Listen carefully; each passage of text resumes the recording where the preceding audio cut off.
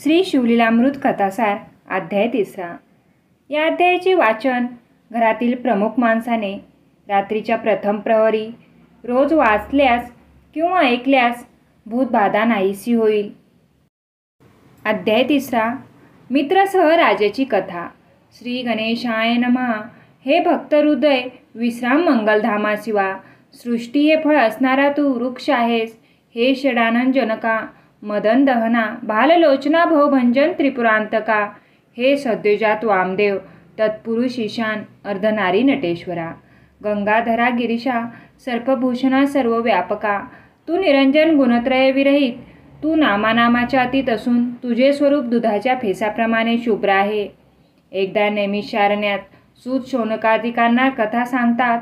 इक्ष्वाकुवंशात वेदशास्त्र संपन्न सूर्याप्रमाणे तेजस्वी असा मित्रसह नावाचा राजा राज्य करत होता.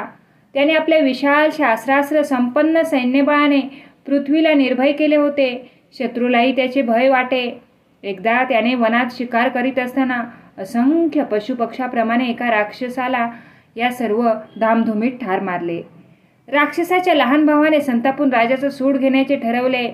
त्याप्रमाणे तो ब्राह्मणाचा वेश करून राजाकडे आला आणि आपण निष्णात पाककुशल स्वयंपाकी आहोत असे सांगून राजगृहात स्वयंपाकाची नोकरी मिळविली. एके दिवशी राजाच्या पित्याची श्राद्धतीर्थ होती. राजाने आपले गुरु वशिष्ठांना जेवायला बोलावले. ब्राह्मण वेशधारी राक्षस आचार्याने त्या दिवशी अन्नात नरमांस मिसळले. ऋषी भोजनाला बसले. नरमांसाच्या दुर्गंधीने ते संतापून उठले. त्यांनी राजाला शाप दिला की ब्राह्मण असून तू नरमांस वाढलेस. तू पापी आहेस. तू राक्षस होऊन उपाशीपोटी अरण्यात भटकत राहशील. राजा म्हणाला, मी सर्वथा निर्दोष आहे. मला भोजनातले कसे तयार केले हे माहीत नाही. तुम्ही आचार्याला विचारा. तोपर्यंत तो ब्राह्मण वेशधारी राक्षस स्वयंपाकी अरण्यात पळून गेला. राजाच्या लक्षात त्याचे कपट कारस्थान आले. तो वशिष्ठांना म्हणाला, तुम्ही मला शाप देऊन अन्याय केला. मीही तुम्हाला शाप देतो. असे म्हणून राजाने हातात पाणी घेतले. तेवढ्यात त्याची पट्ट राणी मदयंतीने पुढे येऊन राजाला थांबविले व ती म्हणाली, महाराज, गुरुला शाप द्याल तर करपंतरापर्यंत यमयातना सोसाव्या लागतील. राजालाही ते मान्य झाले. परंतु हातात घेतलेले पाणी जमिनीवर टाकले तर जमीन नापीक होईल. प्रजेलाही त्याचा त्रास सोसावा लागेल. अन्नधान्याविना प्रजेचे हाल होतील. असा विचार करून राजाने ते पाणी आपल्या पायावर सोडले. त्या पाण्याने राजाचे दोन्ही पाय जळून काळे झाले. तेव्हापासून त्याला कल्मषपाद हे नाव पडले. वशिष्ठांनी ते पाहिले. राजा खरोखर निरपराध हे ओळखून त्यांनी उशाप दिला की, हे राजा, तू 12 वर्षांनी शापमुक्त होऊन आपल्या स्थानी परत येशील. वशिष्ठ अंतर्धान पावले. राजाचे रूप पालटले. तो राक्षस रूपात अरण्यात भुकेने व्याकुळ होऊन हिंडू लागला. मिळेल तो प्राणी खाऊ लागला. एके दिवशी अरण्यात एक ब्राह्मण युवक त्याची पत्नी पाय वाटेने चाललेले असताना राक्षस वेशधारी राजाने त्या युवकाला पकडले.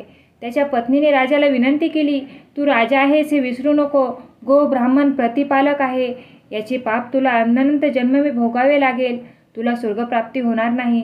माझ्या पतीला मारू नकोस. परंतु भुकेलेल्या राक्षसाला तिची दया आली नाही. भुकेच्या तीव्रतेने त्याचा सारासार विचार नष्ट झाला. त्याने त्या ब्राह्मण युवकाला खाऊन टाकले. त्या ब्राह्मण युवकाची पत्नी दुःखाने आक्रोश करू लागली.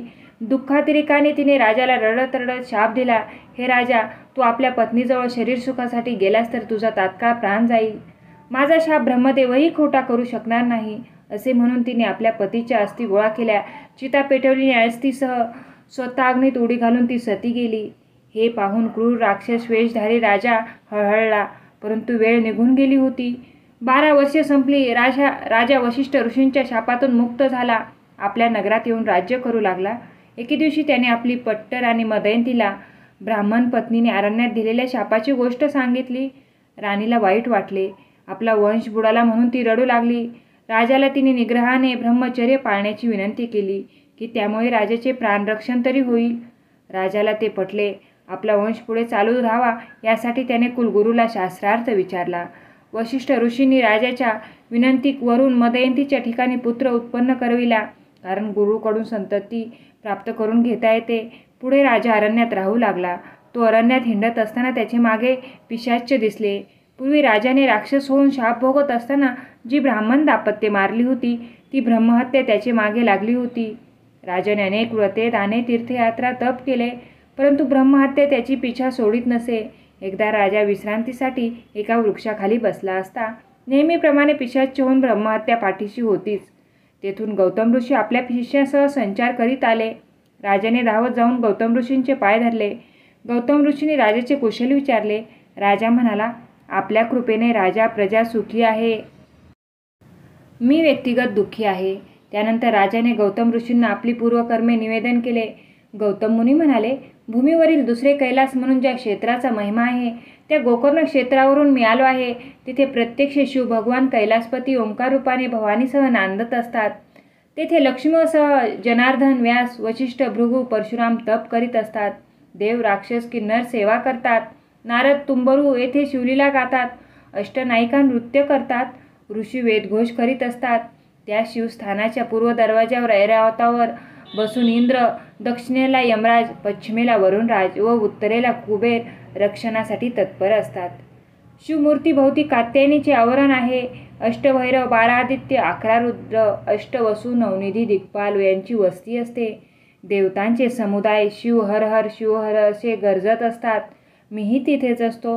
अन्य तीर्थक्षेत्रात लक्ष वर्ष केलेले अनुष्ठान आणि शिवतीर्थावर केलेले 1 दिवस केलेले अनुष्ठानाचा पुण्यलाभ सारखा असतो.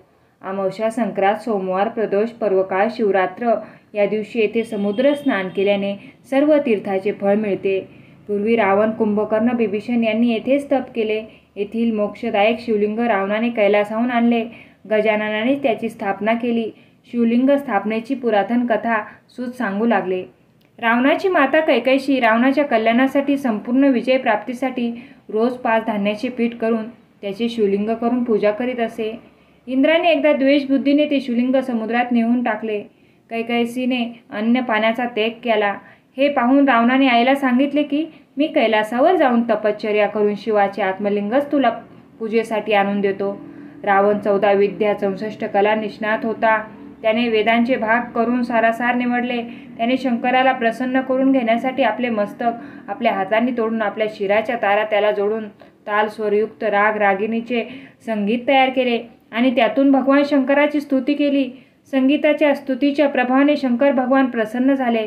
प्रगट होऊन त्यांनी रावणाला वरदान मागण्यास सांगितले. त्यावेळी रावणाने प्रथम आपल्या आईच्या इच्छेनुसार पूजेसाठी शिवलिंग मागितले आणि दुसरे वरदान आपल्यासाठी त्रिभुवनात अत्यंत सुंदर असलेली पार्वतीसारखी स्त्री पत्नी मिळावी असे मागितले. तथास्तु म्हणून शंकरांनी करोडो सूर्याप्रमाणे तेजपुंज असलेले प्रकाशमान आत्मलिंग आपल्या हृदयातून काढून रावणाला प्रदान केले. आत्मलिंगाची प्राप्ती झाल्यावर रावण प्रसन्न झाला.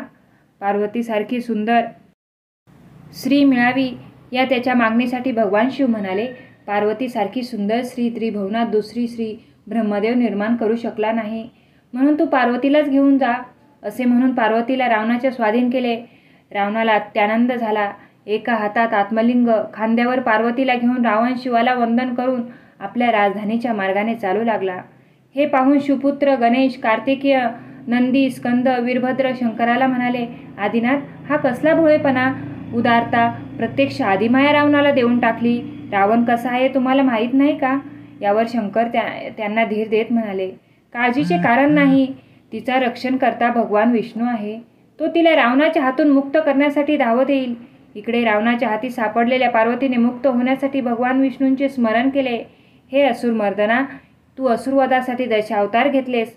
माझ्या पतीला तुझे रूप अत्यंत प्रिय आहे. धावत येऊन मला या दैत्याच्या हातून मला मुक्त कर. पार्वतीचा धावा कानी येताच भगवान विष्णू ब्राह्मणाचे रूप घेऊन रावणाच्या मार्गात त्याच्या समोर आले आणि रावणाला म्हणाले, दशानना, एवढी सुंदर स्त्री तुला कुठून प्राप्त झाली? रावण गर्वाने म्हणाला, ही पार्वती आहे, मला शंकराने दिली. ब्राह्मण वेशधारी विष्णू म्हणाले, अरे तिला खाली उतरवून तिचे तोंड तरी पहा.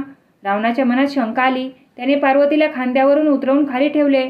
तोपर्यंत विष्णूने वियोग मायेच्या सामर्थ्याने पार्वतीला कुरूप, वृद्ध, कळी, अमंगळ, दात पडलेले, कपाळावर आठ्या असे केले. पार्वती म्हणून आणलेल्या त्या स्त्रीचे असे हीन रूप पाहून रावणाने तिला तिथेच सोडून दिले. ते पाहून ब्राह्मण वेशधारी विष्णू खदाखदा हसू लागले. विष्णूंनी तेथेच पार्वतीची भद्रकाली म्हणून स्थापना केली. इकडे रावण पुन्हा कैलासावर आला. रागाने तो शंकराला म्हणाला, देवा, तुम्ही माझी फसवणूक केली. पार्वती म्हणून एक अमंगळ कुरूप स्त्री दिली.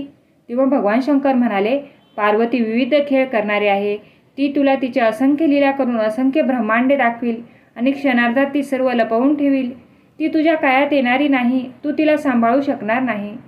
भगवान विष्णूंनी आपल्या शरीरापासून एक सुंदर स्त्री निर्माण केली आणि रावणाला सांगितले की मायासुराची कन्या मंदोदरी म्हणून जन्माला येईल. अत्यंत सुंदर असलेली ती तुला पट्टराणी म्हणून प्राप्त होईल.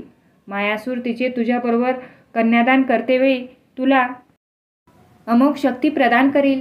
त्यामध्ये 7 कोटी मंत्राचे सामर्थ्य असेल. रावणा, त्याचा उपयोग तू तुझ्या शत्रूवर कर.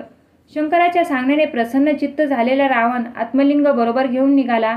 वाटेत गजानन गुराख्याच्या रूपात गायी चारीत होता. देवाच्या विनंतीवरून रावणाच्या हातून आत्मलिंग सोडून त्याची योग्य ठिकाणी स्थापना करण्याचा त्याचा हेतू होता. म्हणून गजानन रावणाच्या मार्गात उभा होता. तोपर्यंत रावणाला लघुशंका उत्पन्न झाली. हातात शिवलिंग घेऊन लघुशंका करणे शास्त्राच्या विरुद्ध नियम होता. रावण आत्मलिंग जमिनीवर ठेवू शकत नव्हता, कारण तसा शंकराचा आदेश होता. रावणाला तेवढ्याच गजानन गुराखी दिसला. रावणाने जवळ जाऊन गुराख्याला सांगितले की मी लघुशंका करून येईपर्यंत हे आत्मलिंग हातात घेऊन उभा राहा. तेव्हा गुराखी म्हणाला, माझ्या गायी रानोमाळ फिरतात, त्या दूर पळून जातील. तुम्हाला लघुशंकेला बराच वेळ लागेल. त्यासाठी मी तुम्हाला 3 हाका मारीन. त्या संपल्यावर तुम्ही नाही आलात तर मी हे आत्मलिंग जमिनीवर ठेवून गायीच्या मागे जाईन. ठीक आहे म्हणून रावणाने आत्मलिंग गुराख्याच्या रूपातील गजाननाच्या हातात दिले आणि तो लघुशंकेसाठी जरा दूर आडबाजूला गेला. रावणाला जाऊन 2 घटका झाल्या. गजाननाने थोडा वेळ थांबून 2 हाका मारल्या. 3री घटका झाली. गजाननाने 3री हाक मारून सांगितले, रावणा, 3 घटकापर्यंत मी थांबलो. माझ्या गायी फार दूर गेल्यात. तुझे हे लिंग घेण्यासाठी तू लवकर ये. रावण हाताने थांब थांब म्हणून खुणा करत होता, परंतु गजाननाने ते आत्मलिंग जमिनीवर ठेवले आणि मी चाललो असे म्हणून तो निघून गेला. रावणाला राग आला. तो तसाच अपवित्र अवस्थेत उठला आणि धावत जाऊन ते आत्मलिंग उचलू लागला. परंतु ते आत्मलिंग हालेना. ते जमिनीशी एकरूप झाले. रावणाने त्याची सारी शक्ती पणाला लावली, परंतु ते आत्मलिंग सुतभर हलले नाही. तेवढ्यात गुराखी गायी पृथ्वीमध्ये गुप्त होतात. रावणाने पाहिले. रावण त्वेषाने धावत गेला. त्याने गुप्त होणाऱ्या गायीचा कान पकडला. गाय भूमीत गुप्त झाली. रावणाने तिथेच विधिवत आत्मलिंगाचे पूजन केले.